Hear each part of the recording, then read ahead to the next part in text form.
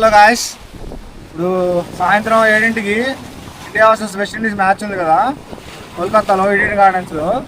So ఈ మ్యాచ్లో ఏ మార్పులు చేయకుండా టీమిండియా అదే ప్లేయింగ్ లెవెల్తో వెళ్తే మన వాళ్ళకి ఇబ్బంది లేకుండా ఆడగలుగుతారు. అందరు టచ్లోకి వచ్చారు.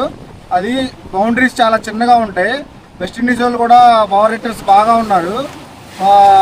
బ్యాటింగ్ పరంగా చూసుకుంటే ఇద్దరికి సేమ్ బలం ఉంది. వీళ్ళు 66 సిక్స్లు కొడితే వెస్టిండీస్ వాళ్ళు 64 సిక్స్లు కొట్టారు. సో మనకి ఇంకా అడ్వాంటేజ్ ఒకటి ఏంటంటే బౌలింగ్ మంది హైగా ఉంది. బౌలింగ్ బాగుంది మంది. వరుణ్ చక్రవర్తి కలకత్తా పిచ్లో బాగా అనుభవం ఉంది కాబట్టి వరుణ్ చక్రవర్తి కీలకంగా కాబోతున్నాడు ఈ మ్యాచ్లో. అభిషేక్ శర్మ, ఇషాన్ కిషన్, సంజు సెంచరీ చేస్తాడని నేను అనుకుంటున్నాను. ఎందుకంటే టచ్లోకి వచ్చాడు కాబట్టి మళ్ళీ అవకాశం ఇస్తారు ఓపెనర్గా. సో ఇవాళ మ్యాచ్ ఖచ్చితంగా ఇండియా కొడుతుంది. మనం సెమీఫైనల్కి వెళ్తున్నాం. సో ఇలాంటి క్రికెట్ అప్డేట్స్ కోసం మన ఛానల్ని సబ్స్క్రైబ్ చేసి పెట్టుకోండి. Thank you for watching guys.